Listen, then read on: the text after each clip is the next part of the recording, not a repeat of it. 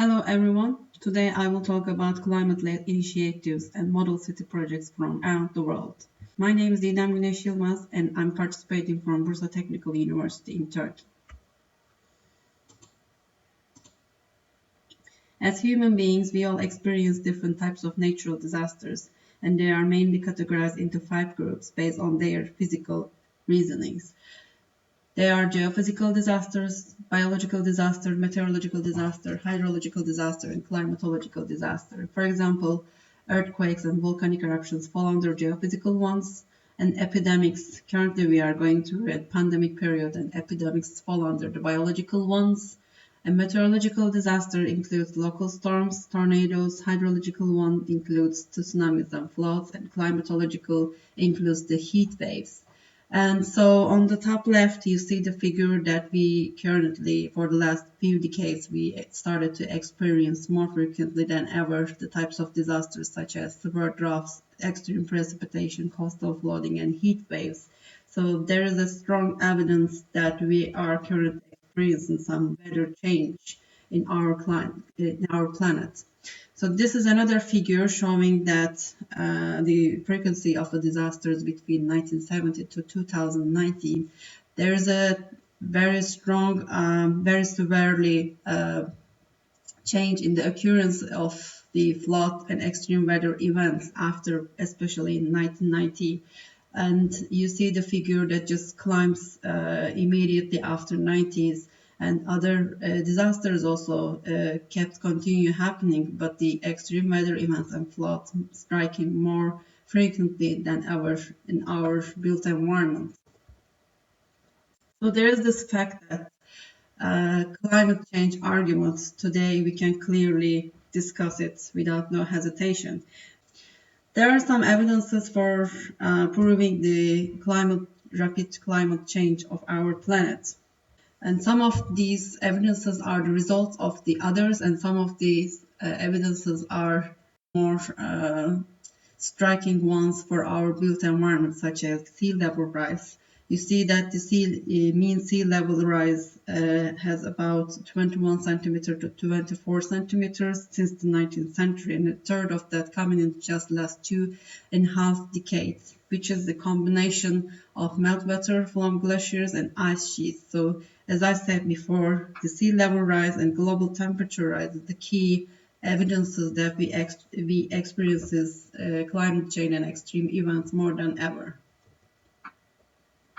So today we are at the point of speaking of greenhouse gas emission problem for our cities, and what are these gas and what is the emission problem. There is a scientific research back on the 19th century, an Irish scientific man, John Tyndall's work on the absorption and radiation of heat by gases and vapors, and his research demonstrated that only carbon dioxide acted like a sponge in the way it could absorb multiple wavelengths of sunlight. So our main target in gas emission is the carbon dioxide emission in cities.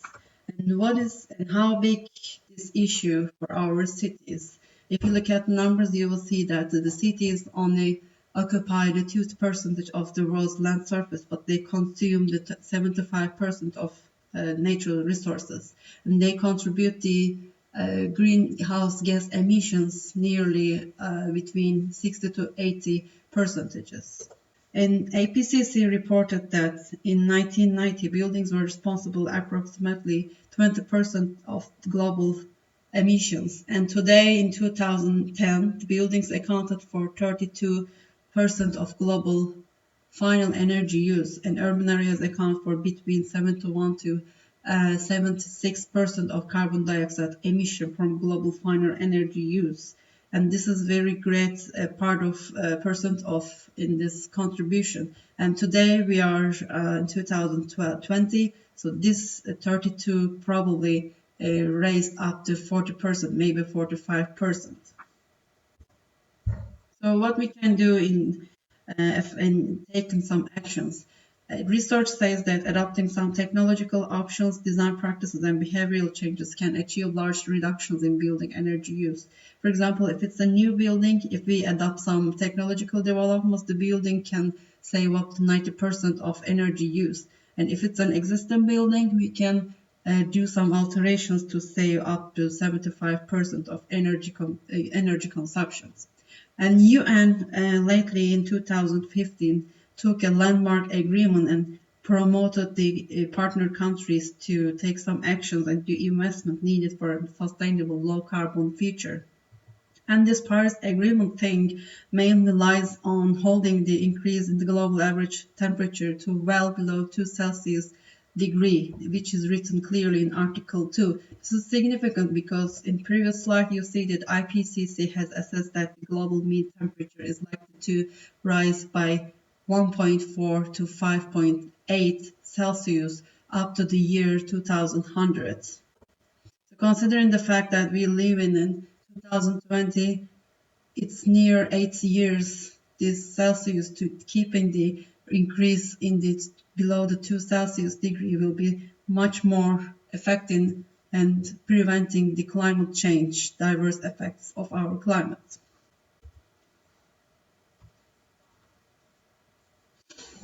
So there are some new concepts and goals introduced in the past few decades, and they mainly target less energy consumption, less greenhouse gas emission, low carbon future, refusal of fuel-based vehicles in transportation, and almost zero footprint, and so on. There are many examples of ideal projects, pilot projects, and Masdar City in Abu Dhabi is one of the most well-known projects in this regard.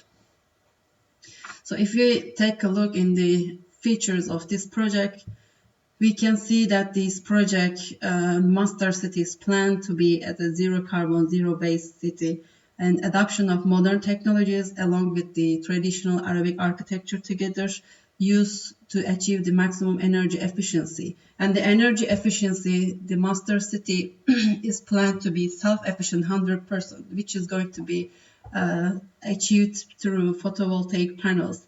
And half of this, more than half of this energy production will be through photovoltaic panels. And the other quarter of this energy production will also be provided with concentrated solar power. The remaining quarter will be shared between the reuse of the waste to produce energy and evacuated thermal cube collector energy. So the city actually was developed under the Abu Dhabi Economic Vision 2030, and it was to prepare the emirate for post-oil age, since the material is not the endless source on Earth. The project was developed between the years in 2006 and 2016, so it's completed, well completed in 10 years, and it's designed to host almost 100,000 people in daily basis. So this is the section of Masdar headquarters, the biggest office building in this project, and expected to produce more energy than the building constants, which is going to be achieved with this photovoltaic roof we can see in the section here and the floor sections. And also it was important to design raised street level because of the connection, the transportation and the railway systems. So the conversation here, the argument here is to actually contribute zero carbon dioxide emission into the atmosphere, whereas the conventional urban area contributes more than 1 million tons of carbon dioxide per year in the atmosphere. And this is the layout of the Masdar City. The surrounding area is the residential area in the yellow color, and the core is more official and research center and shopping malls, etc. So to operate such a dream city, let's say, you need to coordinate a well-working transport system. So you need to design in human scale, for example, keeping the personal rail transport system in walking distance in 2 to 3 minutes is sufficient, and you can reach to light rail transport system 300 meters by walk again, and also other civic buildings such as schools, workplaces, and place of worships, and etc. And also other research is mainly targeted the urban heat islands lately. And there's this research outline that, for example, for Master City, the radiant temperature measure always keeps lower than the air temperature measure. In here, for example, you see the 39 Celsius degree in air temperature measure, but the radiant temperature is 37. This is because of the material chosen in facade buildings and ground material chosen for the pavement instead of asphalt and other heavy materials in usual districts in Abu Dhabi. You can see this radiant temperature has climbed to almost 11 Celsius more because of this asphalt here and this facade building here. So this is how this urban heat islands created. There's another concept which is smart cities. This is announced by the Chinese central government in 2013. The smart city deals with water management, and water management mainly deals with rising sea levels, floods, and decreasing clean water resources.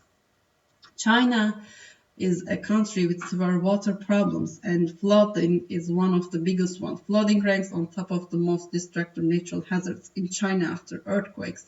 These damages are concentrated in cities and are to a large extent as a result of heavy summer rainfalls. So the smart city was the concept to bring a resolution to the problem, and the concept entails restoring the city's capacity to absorb, infiltrate, store, purify, drain, and manage rainwater and regulating the water cycle as much as possible to imitate the natural hydrological cycle. So the smart city would be having the capacity to mainstream the urban flood risk management into its urban planning policies and design. So there are some examples of smart cities you can see if you go through a Google search. And Yanweishu Park is one of them. You can see on the left during the dry season, and you can see on the right during the wet season. The difference is there is this embankment here, but in the wet season, the embankment almost vanished because of the water level rise. And also there is this pedestrian path bridge crossing the islands and connecting them. But in the wet season, the connection is still going on because although the middle land is invaded by the water level rise. So the spontaneity idea aims to reuse the 70% of the rainwater by 2020, and by 2030 this percentage should increase up to 80% for Chinese dream, let's say. Another example in Wuhan district, Pianjing, and you can see briefly how smart city works in shortly. You have your water source here, and you put a retention lake. You have your wetlands with no intervention. You have your buildings with green roofs and green gardens. And for retention lake, retention lake, and porous pavement and water harvesting is the key factor of the smart city concept. In Wuhan, which is a also flood-prone area. In Wuhan, this is the idealized project rendering, and you can see this embankment here, which is 77 kilometers long and entirely covered as a bed of vegetation. And the city also converted 50 hectares of closed landfill site into a garden for citizens to come, relax, and enjoy their time. So this is the vision of the Wuhan district coast site. So low impact development concept is another important means of smart city construction to minimize damage to original ecological environment as far as possible. So this is why we have so many living wetlands and green areas as as superstructure with a distance from the water source and the building construction.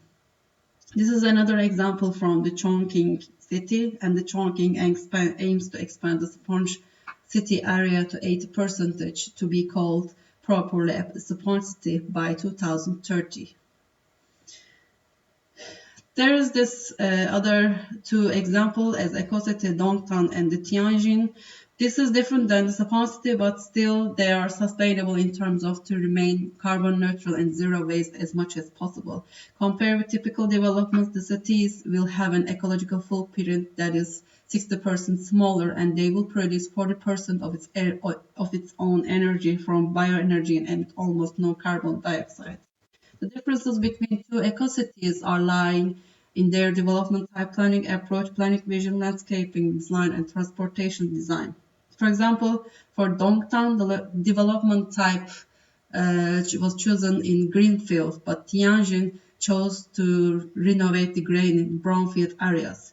For landscape design, for example, 4 to 8 story low-rise building stock was preferred for Dongtan, but Tianjin preferred high-rise residential towers up to 30 stories. So Japan is another country in this competition to combat against the carbon emission.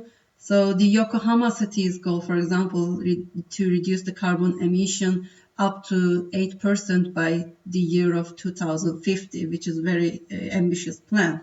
In addition, the city will provide 2,000 electric vehicles and charging stations for the transport sector to replace the fuel-based vehicle transportation system. And also the Yokohama city will take the benefit of solar power generation, wind power generation, and hydropower generation in different locations. And also the biomass power generations will be built in 6 locations. So there are different types of international and country-based initiatives. For example, low carbon city profiles, part of the Japan leaded application. The Japanese cities, 12 cities, collaborates with other 25 cities in different Asian countries. And for example, C4 cities is an international initiative and which has